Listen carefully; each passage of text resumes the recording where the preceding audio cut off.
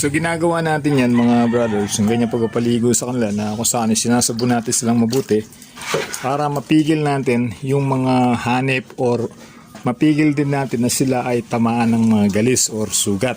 Mga langaw na yan, yung mga ipis na yan, yan yung mga nagdadala ng mga sugat sa kanila, lalo na kung langaw, may maliit na bagay na nagasgas, ang gagawin nitong langaw ay dadapuan niya. At the same time, may bacteria yan. So lumalala na yung kapirasong sugat na yan na nandun sa ating mga alaga. So ito yung purpose kaya tayo nagpapaligo ng ating mga alaga na ginagamitan talaga natin sila ng sabon na pampaligo. So ngayon, nasabunan natin ng mabuti si Siomay at papalawan natin sila ng mabuti mga brothers. At kung mapapansin nyo, talagang todo sabon ang ginawa natin sa ating alaga. At hindi lamang yon, hindi amoy baboy yung ating mga alaga dahil mabango yan mga brothers. Yan mga brothers, malapit na natin matapos itong si Siomay, binabanlawan na lang natin.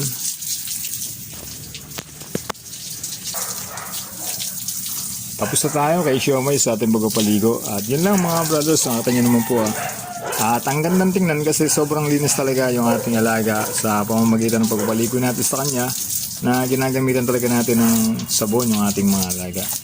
So yun lang mga brothers, at isusunod naman natin to si Siomay sa pagpapaligo natin sa kanya.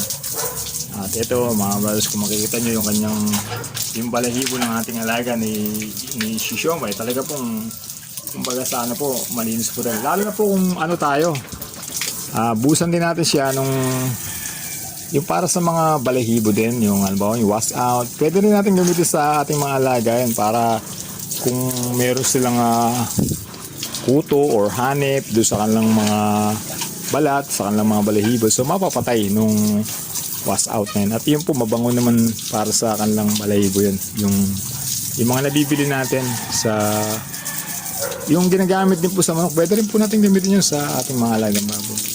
Sa balahibo lang naman kasi yun may parehas lang din naman balahibo yun. So yun, aanin lang natin yun sa tubig, shake lang natin sa tubig yun, tapos pwede natin ibuhos sa kanila doon sa bandang likuran ito, sa katulad nitong tinatamaan ng tubig yan, hindi natin siya ibuhos hanggang dito sa baba para yung gulugod ng ating alaga doon sa mag-umpisa, pababa po yun. So sa pamamagitan noon, malaking tulong ngayon sa ating mga alaga na ma-maintain natin na maganda yung kanilang mga balahibo. So yung kuto-kuto na yan, yung mga hanip-hanip na yan, so kayang patayin ng mga ganang bagay. Hindi tayo bibili yung mga gamot na ina-inject. So yun lang, okay na po yun. Basta yun, nakukuha kasi yan kapag lagi marami yung kulungan, kapag hindi regular na nililinis yung ating mga alaga. So dun, tinatamaan ng mga galis-galis at puto ng ating mga alaga. Sana hindi mabuti para po sa amin. Yun lang mga brothers, maraming salamat po sa inyo. At subscribe niyo po yung ating channel, My Brothers Not a Pig. Salamat po sa inyong pag-invest ng time sa panonood ng ating channel.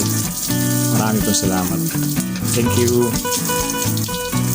God bless po. Dito naman tayo kay